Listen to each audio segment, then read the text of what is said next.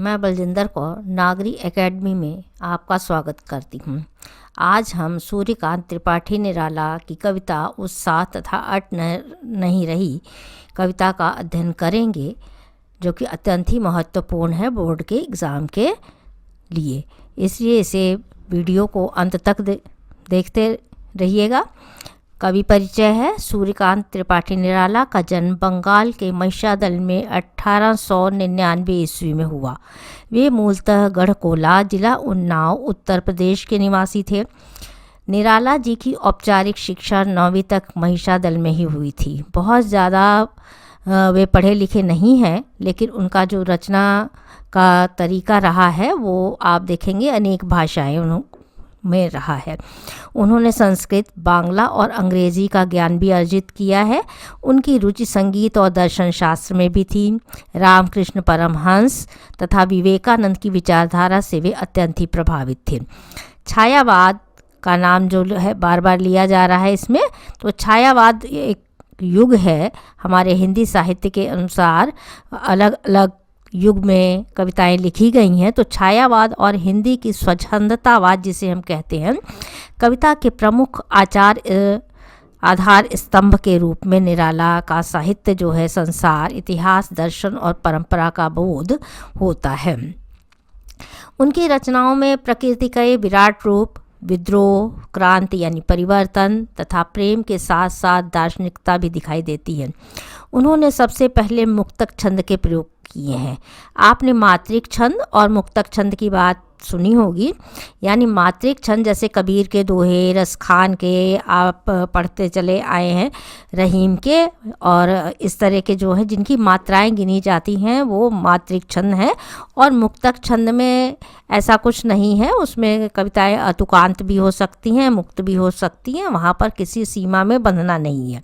इसलिए मुक्तक छंद का प्रयोग किया गया एक स्वतंत्र रूप से कविता लिखने में। उनकी कविताओं में शोषण करने वाले जो उपेक्षित जन हैं, साधारण लोग हैं, उनके प्रति भी सहानुभूति के भाव जो हैं उनकी कविता में प्रकट होते हैं, तथा शोषक वर्ग के प्रति नाराज़गी का भाव भी व्यक्त होता है कि वो गरीबों का किस प्रकार से शोषण करते हैं। उनकी रचनाएं देखिए, परिमल, गीतिका, अनामिका, तुलसीदास, कुकुरमुत्ता, नए पत्ते, आराधना, गीत कुंज इत्यादि हैं। इनका संपूर्ण साहित्य निराला रचनावली के 8 खंडों में प्रकाशित है। उत्साह कविता आपका मुख्य विषय है आपकी एनसीईआरटी की पुस्तक में। कविता में कवि ने बादल को क्रांतिकारी के रूप में मानकर लोगों तक अपने संदेश को पहुंचाने का माध्यम बनाया है। क्रांतिकारी रूप कहा गया है इसीलिए क्योंकि बादल उनका प्रिय विषय भी रहा है, और निराला ने क्रांतिकारी बादलों को माना है कि वे परिवर्तन लाते हैं। वे जीवन में परिवर्तन की आकांक्षा रखने वाले हैं, लोगों को भी उत्साहित करना चाहते हैं, और वे चाहते थे कि समाज में बदलाव हो, लोगों के मन में भी बदलाव आना चाहिए। इसलिए कविता के बारे में और बादल का विषय बनाया उन्होंने। अपनी गर्जना के माध्यम से आकाश को गुंजायमान करें ये बादल। मन का आक्रोश जो है वो कैसे सामने आता है, परिवर्तन का भाव उत्पन्न करने वाला हो, सरलता के माध्यम से पहुंचाने का उन्होंने कार्य किया कि लोगों के अंदर आप देख रहे हैं कि किस प्रकार से गुलामी की दास्ता से जब भारत जूझ रहा है, परिवर्तन चाहते हैं लोग, मायूस हो चुके हैं, बदलाव की स्थिति होनी चाहिए समाज में। बादल के शिशु रूप के साथ साथ यानी शुरुआत किस प्रकार से हो, तो बादल का एक छोटा सा जो रूप है बच्चे का, उसको भी उन्होंने कल्पना उनकी किस प्रकार की है, समाज में नया जीवन किस प्रकार से ये बादल दे सकते हैं, तो बादलों का आवाहन किया है, उनसे एक पुकार की है परिवर्तन की। बादल निराला का प्रिय विषय रहा है। तो बादलों में पीड़ित प्यासे लोगों की आकांक्षाओं को पूरा करने का वाला गुण है। बिना जल के हमारा जीवन नहीं है, तो बादल उनका प्रिय विषय रहा है, पीड़ित लोगों की प्यास बुझाने वाला है। लेकिन दूसरी तरफ ये बादल कैसे हैं, ये बादल विध्वंस लाने वाले हैं, नष्ट कर देने वाले भी हैं, वो क्रांतिकारी है, परिवर्तन है। आप देखते हैं जब वर्षा होती है तो किस तरह से परिवर्तन होता है, इसको भी दर्शाने का प्रयास किया है। उनमें जहाँ शक्ति है सृष्टि की रचना की क्षमता है, तो दूसरी ओर उनमें वज्रपात की शक्ति भी छिपी है कि किस प्रकार से नष्ट कर देते हैं ये बादल। जहाँ पर भी बारिश होती है तो बाढ़ इत्यादि आती है, आप देखते हैं, तो वहाँ पर बहुत कुछ परिवर्तित कर देती। यह बादल राग से कविता ली गई है। अनामिका नामक रचना में बादल राग एक कविता है जिसका ये कुछ अंश प्रस्तुत किया जा रहा है। कविता आपकी उत्साह नामक शीर्षक है। बादल गरजो घेर घेर गगन धराधर ओ, ललित ललित काले घुंघराले बाल कल्पना कैसे पाले, विद्युत छवि उर्मे कवि नवजीवन वाले, वज्र छिपा नूतन कविता। फिर भर दो बादल गरजो, विकल विकल उन्मन थे उन्मन, विश्व के निदाघ की सकल जन, आए अज्ञात दिशा से अनंत के घन, तप्त धरा जल से फिर शीतल कर दो बादल गरजो। तो बादलों के गरजने के लिए किस तरह से आमंत्रित किया जा रहा है, आह्वान।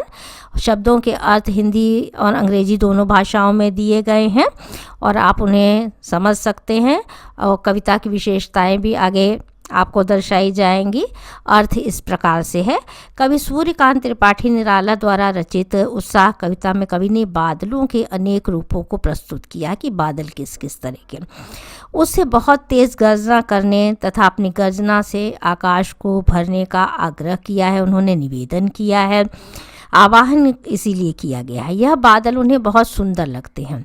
बादल उनका प्रिय विषय रहा है, तो बादल सुंदर लगते हैं, सभी को लगते हैं। ये कोमलता का भाव लिए हुए भी हैं। एक शिशु के की तरह इन्होंने मान लिया है कि इनके वो काले जिस तरह से घुंघराले बाल हों किसी शिशु के, और उसी तरह से ये बादल जो है आकाश मंडल में दिखाई देते हैं, जो टुकड़े टुकड़े में आप बादलों को देखते हैं।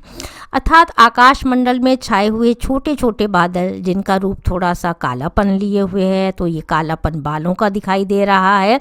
कवि की कल्पना आप देख रहे हैं, मानवीकरण किया गया है और प्राकृतिक सौंदर्य किस प्रकार से दर्शाने का प्रयास किया गया है।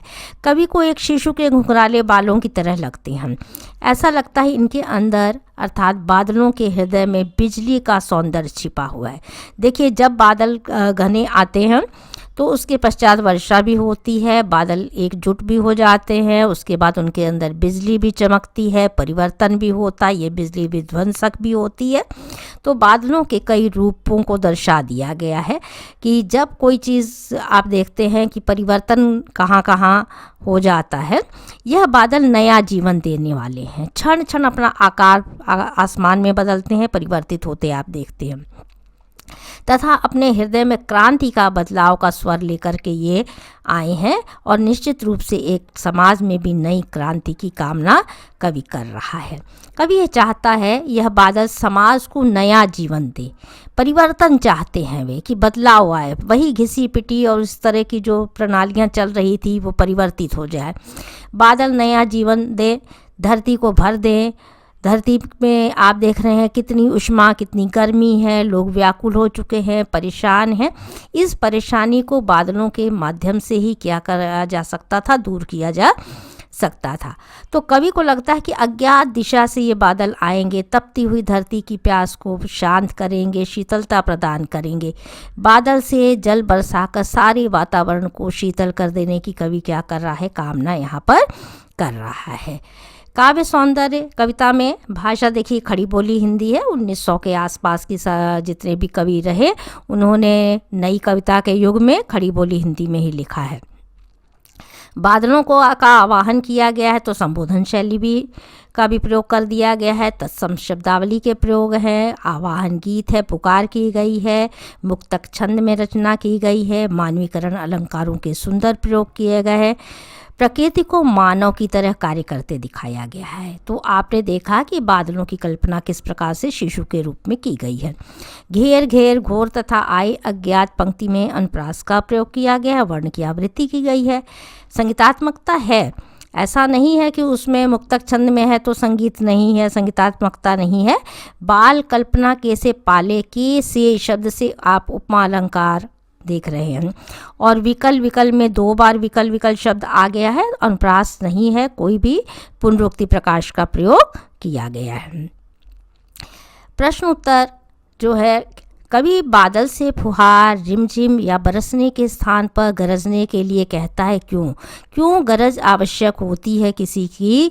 ये देखिए, कविता में बार बार कहा गया है कि बादल केवल सीधे साधे बच्चों की तरह से नहीं है, वो परिवर्तन लाने वाले हैं। अगर कहीं परिवर्तन नहीं होता है तो वो किस प्रकार से है?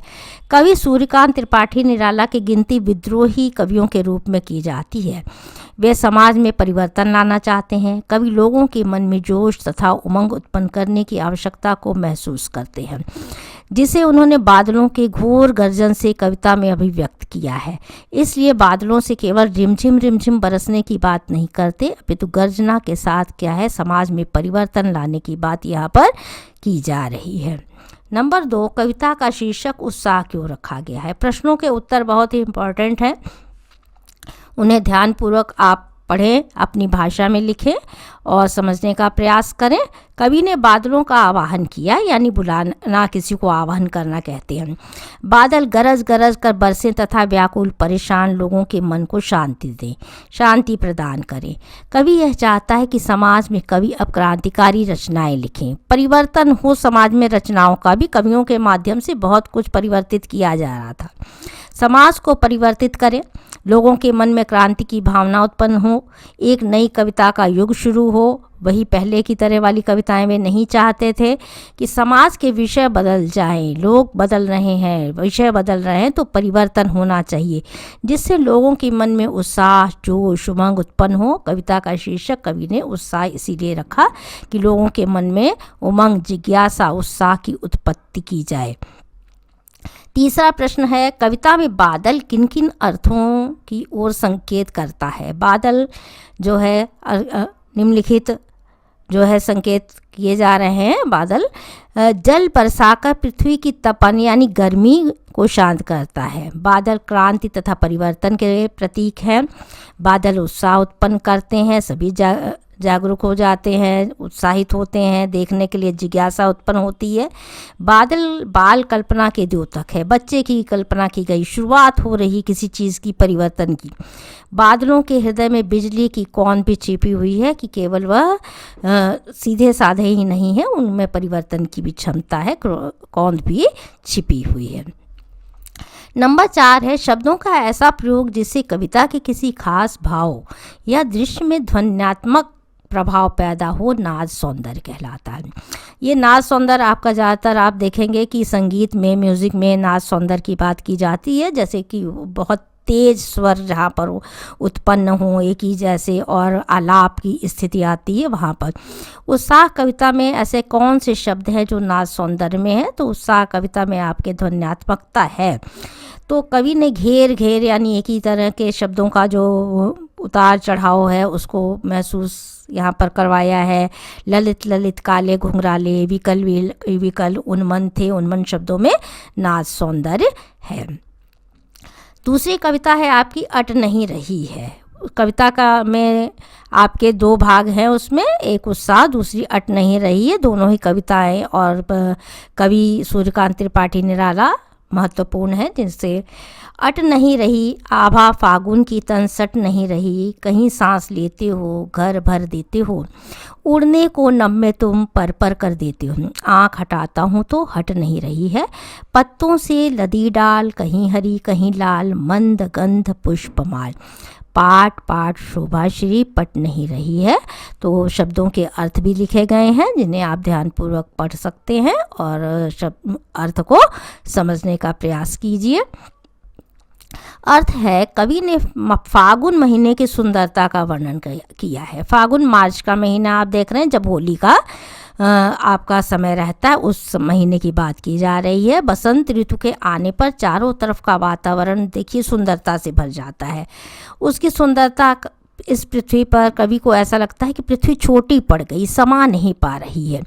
कवि कह रहा है कि हे फागुन, जब तुम सांस लेते हो तो सारे वातावरण को अपनी सांसों से सुगंधित खुशबूदार कर देते हो।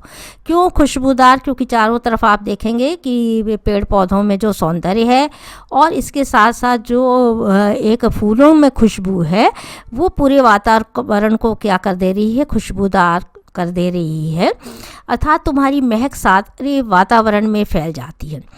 कभी ऐसा लगता था आसमान में उड़ने के लिए फागुन अपने पंख फड़फड़ा रहा हो, परंतु फागुन की बयार अपने साथ सुंदरता लेकर के आई है और इस पृथ्वी पर समा नहीं रही। बयार माने हवा होता है, तो हवा भी सुगंधित हो जाती है और मानो वो पंख लगा करके उड़ना चाहती है। तो मानवीकरण किया गया है यहाँ पर भी। कवि इस सुंदरता को, कवि का मन भी जो है पंख लगा करके उड़ने के लिए व्याकुल हो रहा है। कवि इस सुंदरता को देखकर अगर आँख भी हटाना चाहता तो वो कहता है कि इतना सौंदर्य है कि मैं अपनी आँखें हटा नहीं पाता हूँ। पेड़ों पर नए नए पत्ते निकल आते हैं, डालें पत्तों से लद जाती हैं। कहीं पर ये पेड़ के पत्ते जो हैं वो हरे हैं, किसी के पेड़ के पत्ते लाल रंग के भी दिखाई दे रहे हैं। कहीं कहीं कुछ पेड़ों के गले में भीनी भीनी हल्की हल्की खुशबू देने वाले फूल भी हैं। उन्हें ऐसा लग रहा है कि फूलों की माला उनमें लटकी पड़ी हुई है। हर तरफ सुंदरता ही सुंदरता दिखाई देती है। वह इतनी अधिक है कि धरा यानी पृथ्वी पर समा नहीं पा रही है। चारों ओर फागुन का सौंदर्य झलकता है। फागुन की सुगंधित मादकता व्यक्ति की कल्पना को पंख लगाकर गगन के विस्तार में उड़ने को क्या कर रही, उत्साहित कर रही है। काव्य सौंदर्य, प्राकृतिक सौंदर्य का सजीव चित्रण किया गया है। आप देख रहे हैं कि मानवीकरण किया गया है, प्राकृतिक सौंदर्य दर्शाने का प्रयास किया गया है। माधुर्य गुण वाली कविताएं हैं, भाषा भावों के अनुकूल प्रयोग की गई है। छोटे छोटे वाक्यों के प्रयोग वाक्य को अत्यंत सरल तथा सौंदर्य प्रदान करने वाले हैं। पुनरुक्ति प्रकाश अलंकार, मानवीकरण अलंकारों के सुंदर प्रयोग हैं। घर घर, पर, पाठ पाठ शब्दों में पुनरुक्ति प्रकाश है, क्योंकि एक ही शब्द दो बार आया है, दो बार, इसलिए पुनरुक्ति प्रकाश है। कहीं सांस लेते हो उड़ने को नम में तुम पर कर देते हो, कहीं पड़ी है और मैं मंद गंध पुष्प माल, मानवी अलंकारों के सुंदर प्रयोग हैं। इस प्रकार से प्रश्नों का अभ्यास आप इस प्रकार से करेंगे। पहला प्रश्न है इसका, छायावाद की एक खास विशेषता है अंतर मन, यानी भीतर का जो हमारा मन है कि भावों का बाहर की दुनिया से सामंजस्य बैठाया किस तरह से जाता है। कविता की किन पंक्तियों को पढ़कर यह धारणा पुष्ट होती है, तो केवल कविता की पंक्ति ही उसमें बतानी है। कहीं सांस लेते हो, घर घर भर देते हो, उड़ने को नम में तुम पर कर देते हो। इन पंक्तियों में कवि का जो अंतर मन यानी मन है भीतर, उसका भाव को कहाँ पर बाहर की दुनिया के साथ क्या किया जा रहा है, सामंजस्य बैठाने का प्रयास किया जा रहा है। इस प्रकार से प्रश्न नंबर का उत्तर हुआ। नंबर 2 है, कवि की आंख फागुन की सुंदरता से क्यों नहीं हट रही है। कवि की आंख फागुन की सुंदरता से इसलिए नहीं हट रही है क्योंकि चारों तरफ का वातावरण सुंदरता युक्त हो चुका है। चारों तरफ सौंदर्य ही सौंदर्य है। रंग बिरंगे फूल हैं, पेड़ भी में नए नए पत्ते हैं निकल आए हैं। मौसम सब कुछ परिवर्तित हो चुका है, जैसे कि आजकल का मौसम आप देख रहे हैं, फरवरी के बाद का जो समय है आने लगता है तो ठंड घटने लगती है, तो वो मौसम के सुहावना हो जाता है। फागुन का सौंदर्य मन में मादकता को उत्पन्न करने वाला होता है। किस प्रकार से होली के समय कैसी मादकता है, कैसे लोग आप देख रहे हैं, सारी पृथ्वी सौंदर्य से भरी हुई दिखाई देती है, सौंदर्य युक्त हो चुकी है। इसलिए कभी अपनी आँख हटाना चाहे तो भी हटा नहीं पाता है, तो उसको दर्शाया गया है। नंबर 3 है, प्रस्तुत कविता में कवि ने प्रकृति की व्यापकता का वर्णन किस रूप में किया है। सारा इस पे अट नहीं रही वाली कविता में प्राकृतिक सौंदर्य को ही दर्शाने का प्रयास किया गया है। अट नहीं रही कविता में कवि सूर्यकांत त्रिपाठी निराला जी ने फागुन मास की मादकता तथा सौंदर्य का वर्णन किया है। फूलों की सुगंध, मादक हवा ऐसी लगती है जैसे फागुन सांस ले रहा है। फागुन की मस्ती इतनी अधिक है कि वह शरीर और मन में समा नहीं पा रही है, बहुत अधिक है। इसके प्रभाव और सुंदरता से लोग अत्यंत ही उल्लसित हो रहे हैं। आप देख रहे हैं, एक उमंग रहती है, उत्साह रहता है, ऐसा लग रहा है मानो वह कल्पना की उड़ान भर रही हूँ और आनंद लोक में विचरण कर रही हूँ। प्रकृति में चारों तरफ क्या है, सुंदरता ही सुंदरता व्याप्त है। फागुन में ऐसा क्या होता है जो बाकी ऋतुओं से भिन्न होता है, काफ़ी इम्पोर्टेंट प्रश्न है। उसका उत्तर, फागुन के महीने में प्रकृति की सुंदरता पूरे यौवन पर होती है। जवान ऐसा लगता है कि प्रकृति पुनः जवान हो गई है। विभिन्न प्रकार के फूलों की मादक सुगंध तथा नए नए पत्ते पूरे वातावरण को क्या करते हैं, सुगंध से भर देते हैं। पक्षियों का कलरव सुनाई देता है क्योंकि वो भी खुश हो जाते हैं। चारों तरफ मस्ती मस्ती होती है। यह मस्ती, यह सौंदर्य किसी अन्य ऋतु में नहीं होता है, इसलिए इस ऋतु को क्या बहुत ही महत्वपूर्ण और भिन्न माना जाता है। नंबर 5, इन कविताओं के आधार पर निराला के काव्य शिल्प की विशेषताएं लिखी। देखिए, काव्य सौंदर्य कह दिया जाए, काव्य सौष्ठव कह दिया जाए, काव्य शिल्प कह दिया जाए, प्रश्न का उत्तर एक ही है, केवल भाषा का ही अंतर है। तो हमेशा उस चीज़ को आपको समझ करके लिखें। कविता के आधार पर निराला का काव्य शिल्प इस प्रकार से है। निराला का शब्द चयन तथा बात कहने का ढंग अनूठा है। छोटी सी बात को उन्होंने बहुत निराले ढंग से कह दिया है। प्रकृति का मानवीकरण किया है। खड़ी बोली हिंदी की कविताएं हैं। तत्सम शब्दावली के सुंदर प्रयोग किए गए हैं। प्राकृतिक सौंदर्य के महत्व को दर्शाया गया है। कविता देखिए अतुकांत भी है, क्योंकि कहीं पर कविता के तुक मिली है, कहीं नहीं भी मिली है, तो अतुकांत शैली का भी सुंदर प्रयोग किया गया है। कविता कोई बहुत अटपटी नहीं लग रही है। कविता छोटी, सारगर्भित तथा गीत संगीत को लिए हुए हैं। आप चैनल को सब्सक्राइब करें, वीडियो को लाइक करें तथा कमेंट लिखते रहें। धन्यवाद।